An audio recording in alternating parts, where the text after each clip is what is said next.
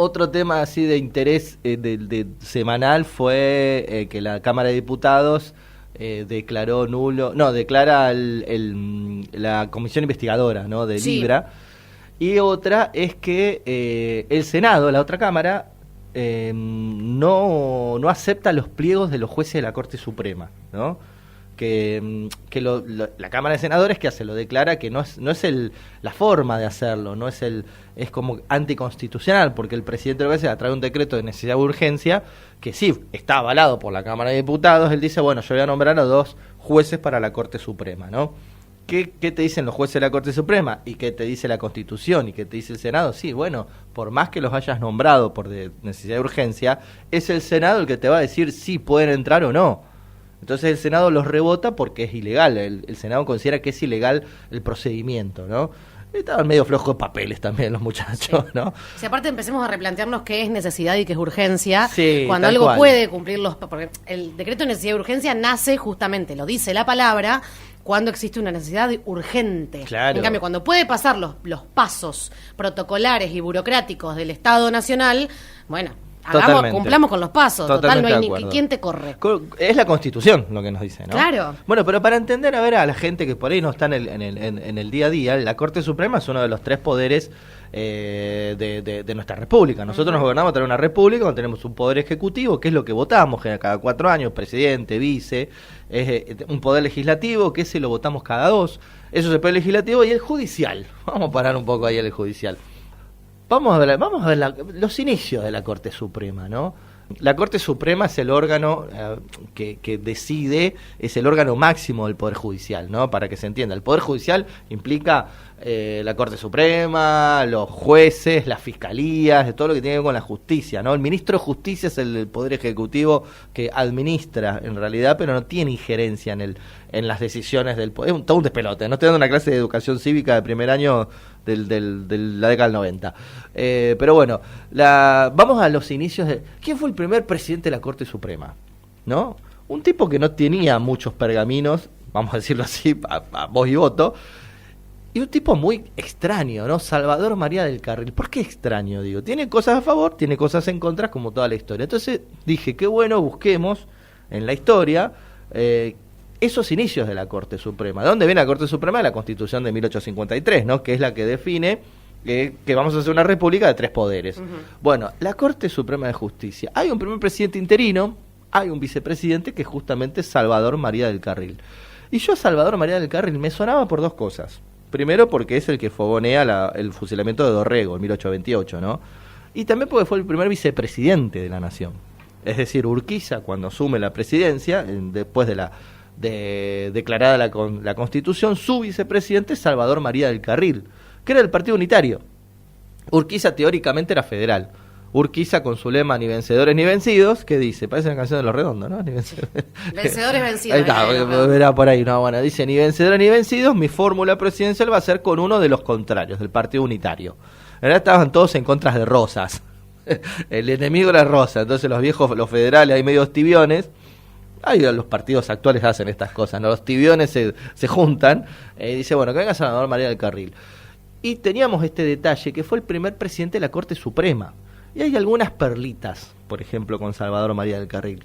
Salvador María del Carril se conoce actualmente, si uno visita el cementerio de la Recoleta, es el que tiene el famoso monumento funerario, su sepulcro, que su esposa le da la espalda.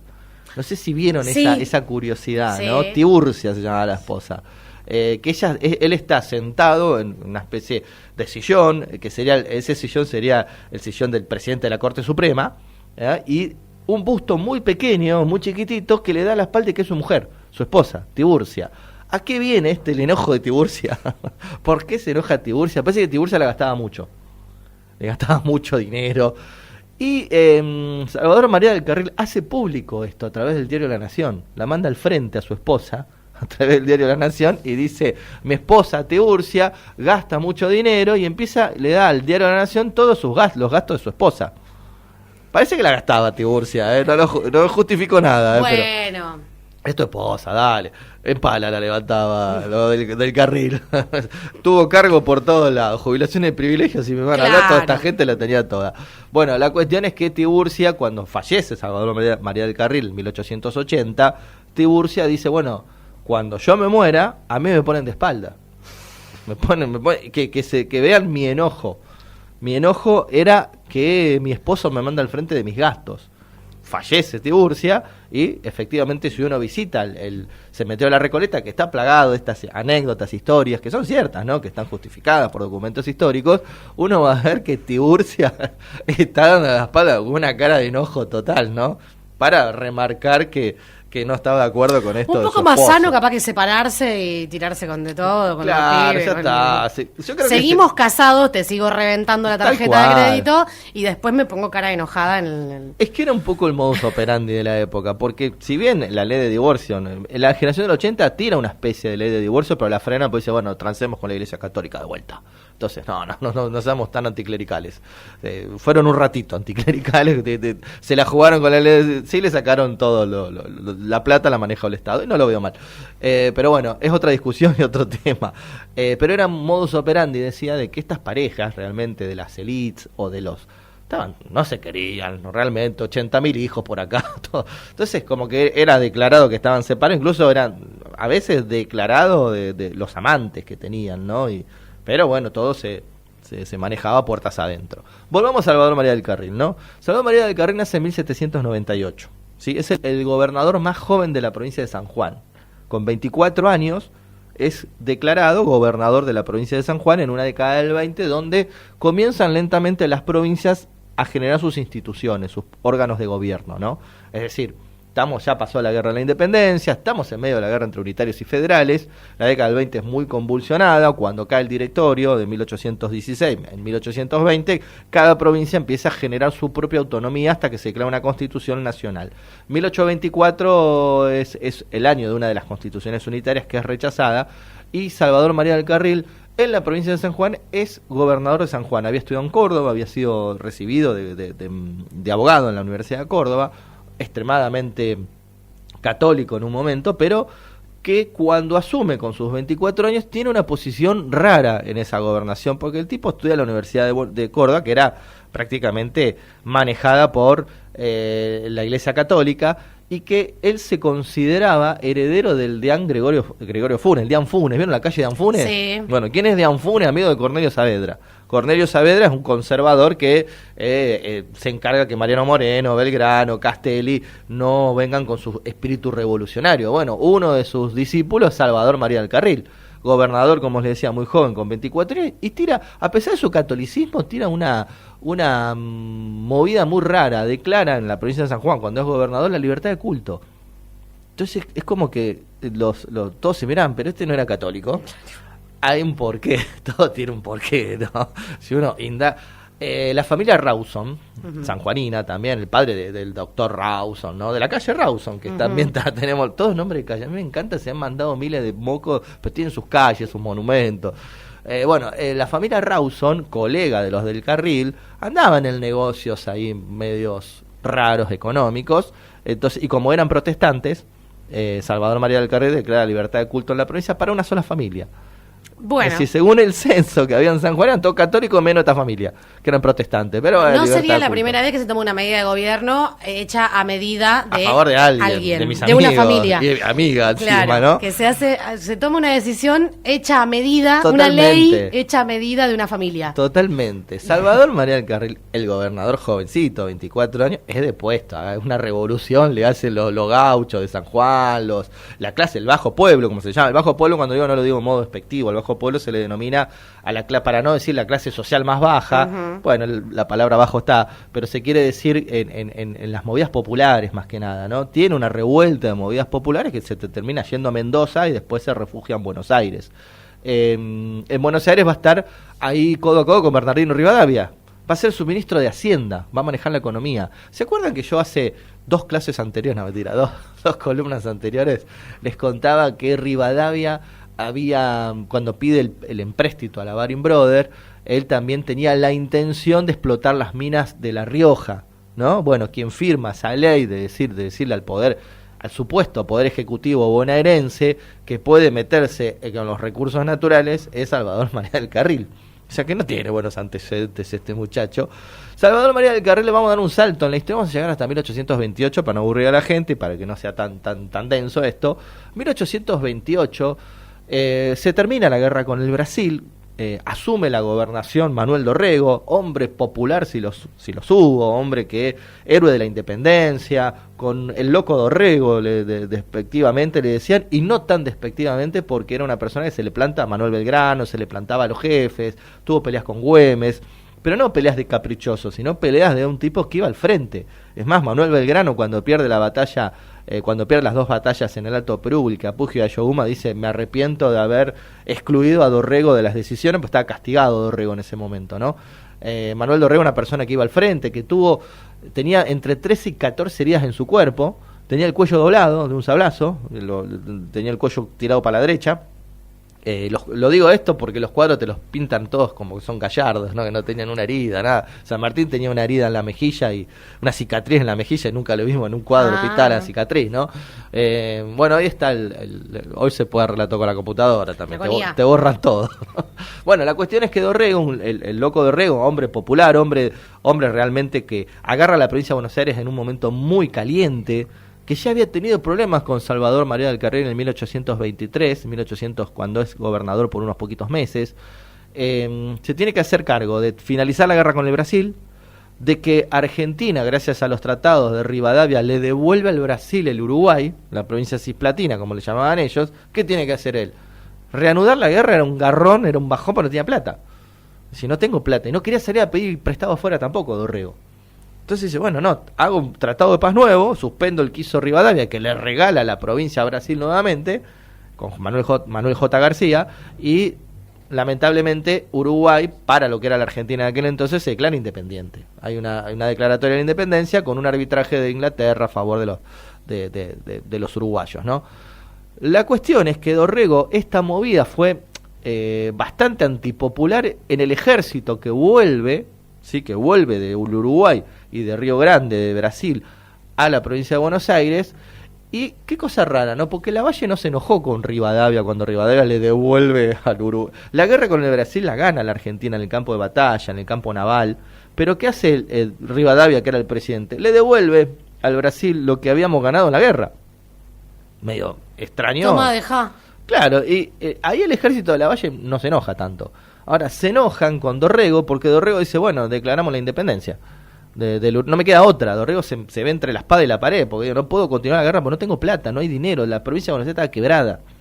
Sí, Dorrego tiene algunas movidas populares interesantes, le sube los impuestos a los que más tienen, cosa que no a los terratenientes, cosa que eso produce una ruptura con Rosas, que era el gran ganadero. Es decir, hay un montón de cosas en Dorrego buenísimas para apaciguar. Empieza a acomodar las rentas de la provincia de Buenos Aires y se produce el golpe de estado de Lavalle, que lo derrocan, que le ganan en Navarro la batalla. Y cuando parecía que Dorrego pide salir de la provincia de Buenos Aires y exiliarse en el Caribe, él ya había estado exiliado, Lavalle recibe una carta.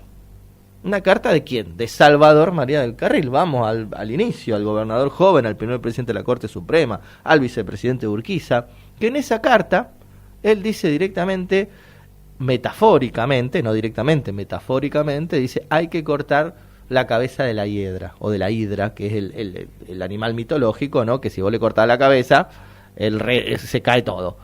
Entonces, ¿quién era Dorrego? Entonces, cuando Lavalle tiene prisionero a Dorrego el Navarro, nadie se imaginaba que lo iba a fusilar, que lo iba a mandar a fusilar. Es más, Dorrego pide una salida, un exilio. La Madrid, que era, si bien era el segundo de Lavalle, era compadre de Dorrego, eran amigos, compadre significa que uno era padrino del hijo del otro. Uh-huh. Es más, la Madrid, cuando Lavalle dice, bueno, lo vamos a fusilar a tal hora, medio que se sorprenden todos. Y uno de los instigadores de ese fusilamiento fue Salvador María del Carril. Esta historia del instigamiento de decir, bueno, fusilalo, estuvo oculta desde 1828 hasta unos meses antes que se muera Salvador María del Carril. Salvador María del Carril muere en 1880. Algunos dicen que Tiburcia, su esposa, ¿se acuerdan? Sacó a la luz, como él le salió a decir en el diario La Nación, mirá, ella saca dice, a ver, no está chequeado sí. del todo, Tomá. Es un secreto familiar, pero aparentemente que la publicación de la carta en que Salvador María del Carril no instiga a Dorrego a que se fusile, prácticamente oculta casi 50 años, ¿no? 50, sí, 1828, 1880 son 50 años escondida. Parece que Tiburcia la guardó, la publica, alguien la publica en el diario La Nación también, y ahí se sabe que ese fusilamiento de Dorrego fue con Salvador María del Carril ahí moviendo los hilos, ¿no? Para que pueda ser fusilado. Para ir cerrando, este muchacho muere en 1880, fue vicepresidente de Justo José de Urquiza. Cuando termina el mandato Urquiza, ahí la provincia de Buenos Aires se vuelve a ser parte de la Confederación Argentina. Bartolomé Mitre es el encargado de llevar adelante el armado prácticamente de una Corte Suprema, y ahí a quien eligen como presidente de la Corte Suprema es el señor Salvador María del Carril, hombre polémico que los hubo, ¿no? Que si vamos a sus pergaminos, fue el que dijo fusilen a Dorrego, claro. Fue el que dijo, bueno, libertad de culto en mi provincia para beneficiar a la familia Rawson, que se enojaba si su esposa gastaba plata. Claro, el famoso dicho, mantén a tus amigos cerca y a tus enemigos aún más cerca. Totalmente. Si tu señora te sabe cosas, no te la pongas. Claro, no te la pongas ahí en contra, ¿no? Claro. Pero sí, un hombre que realmente dejó mucho que... Fue senador, ocupó varios cargos en la política, ¿no? Pero bueno, sí es interesantísimo saber que el primer presidente de la Corte Suprema, hubo un interinato muy poquito, pero él asume a los pocos meses que Mitre es presidente, que realmente tenía un currículum bastante complicado, es decir, obviamente siempre tirando para un lado y castigando a los otros. Yo creo que, personalmente lo digo, que el odio que le ha tenido a Dorrego, a las clases populares, a ese federalismo de la provincia de Buenos Aires, que si Dorrego continuaba yo creo que iba a ser mucho más justa la balanza, viene de esa revuelta que él tuvo en San Juan, que fue una revuelta de gauchos, de indígenas, del bajo pueblo, que le dice... no beneficies a los que más tienen, beneficianos un poco a nosotros, vos sos nuestro gobernador, ¿no? Entonces, entre otras cosas, estos muchachos de la generación del 80, estos muchachos que realmente tienen nombres de calles, de pueblos, de plazas, han hecho cosas buenas, por supuesto, eso no todo es negativo en las figuras de la historia, pero también vamos a dar a conocer esta otra parte, ¿no? Nadie está libre y culpa de pecado, como diré, estamos por entrar en la Semana Santa, por lo que veo acá falta, ¿no? La semana que viene. No, ya, semana que viene. Qué poco católico que estoy últimamente, pero es un poco esto de poner en la balanza las dos cosas. Hubo cosas buenas y las cosas malas, realmente cuando vos la lees decís, no lo puedo creer que hizo esta gente, y entiendo un poco el presente, ¿no? El presente que... Estudiemos un poco la historia, yo sé que es un poco aburrida, pero volvamos a no cometer los errores que estamos cometiendo, y no de una historia tan atrás, sino una historia más reciente, de acá al 90, 2000, entonces hay que mirar un poquito el espejo retrovisor. Bueno, entonces no es nuevo, como en todas las columnas que traes, no es nada nuevo que no se revisen ciertos antecedentes o que venga a haber nada. Idoneidad de ocupación de cargos. Para nada, no, yo creo que son pocos, seguramente hay gente que ocupó cargos muy honestamente, eso no es que está todo podrido, todo mal. Bueno, pero si va a ser la persona que debe impartir justicia, sí, totalmente. De mínima no tengas algún muerto dentro del placar. Exactamente. Por ahí es la mejor metáfora, el mejor título que le podemos dar a esto. Es tan metafórico. No, fue genial. No fue corte en la cabeza, no, ya está, era así. Fede. Un placer. Nos vamos, mirá. Viene Fede, yo amo las columnas de Federico, pero nos vamos con una... Sí, medio bajón viene, ¿no? Vamos a hacer una cosa, la semana que viene arranquemos, para levantar un poco, ¿no? Arranquemos historias de amor. Historias de amor, me encanta. Historias de amor en la historia, ya lo hicimos, ya hemos robado con esto. Sí. Volvamos, el público se renueva. Historia de amor, la que viene a mí me gusta mucho, para la semana que viene, se vamos a ir spoileando, si podemos hacer los trailers. Sí. La historia de Guadalupe Cuenca con Mariano Moreno. Hermosa, porque había gente que se casaba por amor en esa época. Estos totalmente enamorados. Y ella muy dolida con lo que pasa después. Porque vamos a ir a eso. Casado por conveniencia y demás. La mayoría, había un lugarcito para el amor. La mayoría, sí, la de Salvador María del Carril no funcionó mucho. Pero... No, a él no le salió bien. Claro, le salió bien. Pero sí, tenemos esas historias de amor. E incluso vamos a arrancar con algunas casados legalmente, pero algunas podemos buscar esas historias de amor medios clandestinas, entre comillas, qué sé yo, la de Aurelia Vélez Arfield con Sarmiento es una historia de amor hermosa, y eran amantes, y todo el mundo sabía que Sarmiento salía con la hija de su amigo. Ah. Está bueno. Los códigos te los dejaste en otro lado. Novelón total. No, yo creo que Dalmacio estaba contento, pero bueno. Fede, muchas gracias como siempre. No, por favor.